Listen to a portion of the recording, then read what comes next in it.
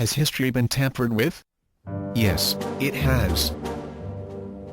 Did events and eras such as the crucifixion of Jesus Christ, the Roman Empire, the Dark Ages, and the Renaissance actually occur within a very different chronology from what we've been told?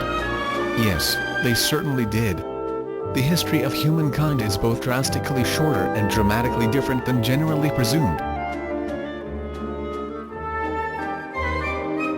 Why is it so? On one hand, it was usual custom to justify the claims to title and land by age and ancestry.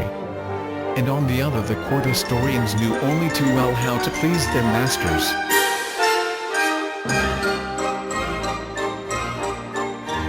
The so-called universal classic world history is a pack of intricate lies for all events prior to the 16th century.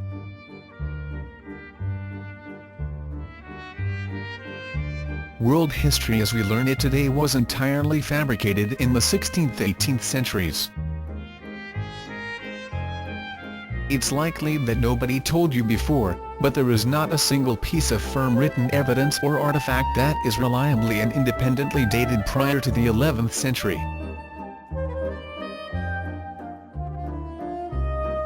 Naturally, after what you've learned in school and university, you will not easily believe that the classical history of ancient Rome, Greece, Asia, Egypt, China, Japan, India, etc., is manifestly false. You will point an accusing finger to the pyramids in Egypt, to the Colosseum in Rome and Great Wall of China, etc., and claim, aren't they really ancient, thousands of years ancient? Well, there is no valid scientific proof that they are older than 1,000 years. The oldest original written document that can be reliably dated belongs to the 11th century. New research asserts that Homo sapiens invented writing including hieroglyphics only 1,000 years ago.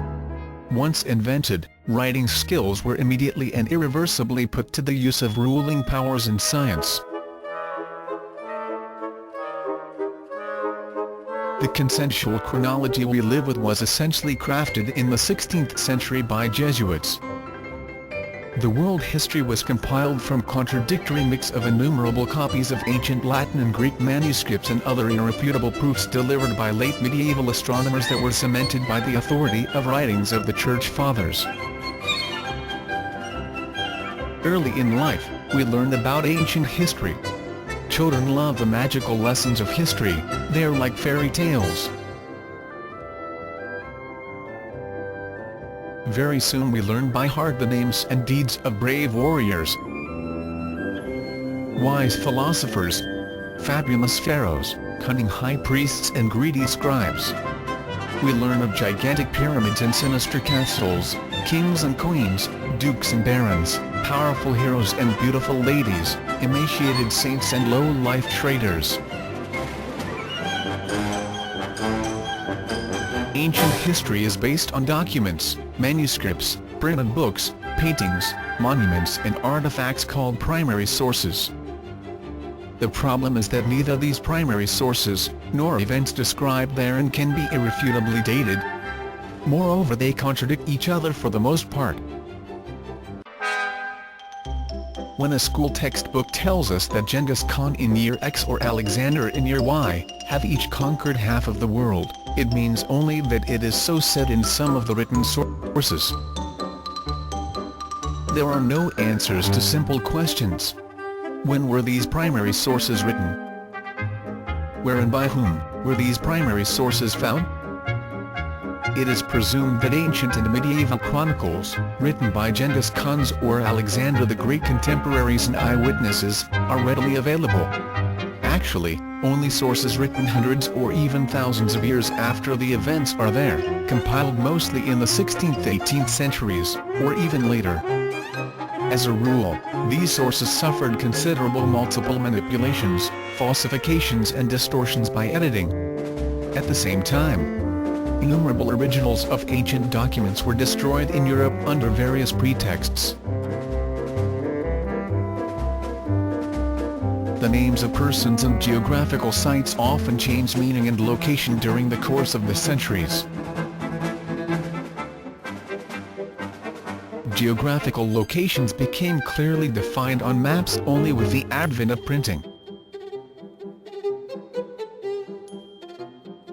This made possible the circulation of identical copies of the same map for purposes of the military, navigation, education and governance tasks. Historians from Oxford say, hey, everybody knows that Julius Caesar lived in the 1st century BC. Julius Caesar's statement is only a point of view, as there is simply no irrefutable documentary proof that Julius Caesar or any other great name of antiquity ever existed.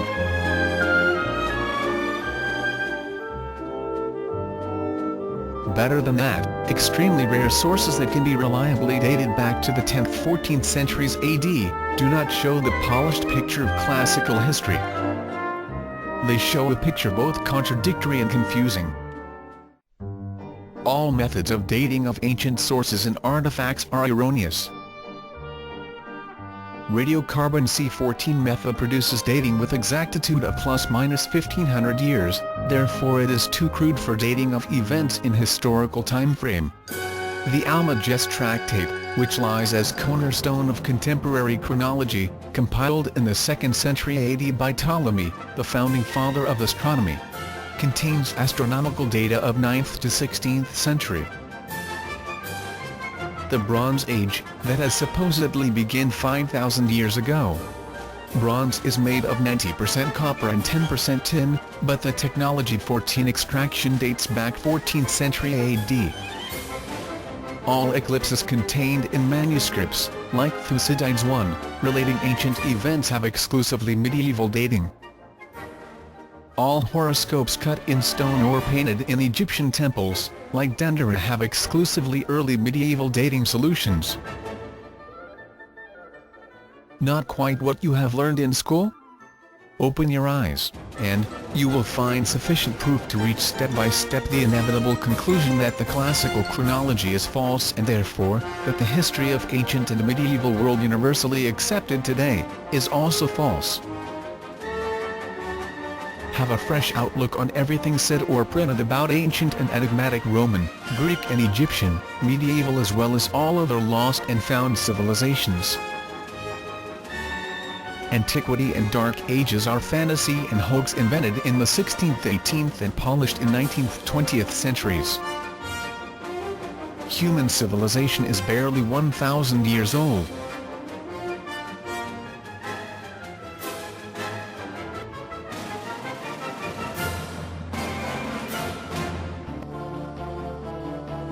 This book will change your entire perception of history forever. What if ancient Rome, Greece and Egypt were invented during the Renaissance? What if the Old Testament was a rendition of events in the Middle Ages? What if Jesus Christ was born in 1053 and crucified in 1086 AD? Sounds unbelievable? Not after you've read History, Fictional Science by Anatoly Fomenko, the leading mathematician of our time.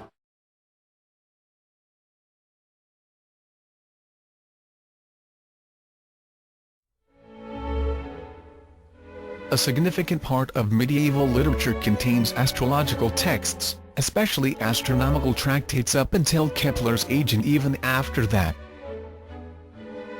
The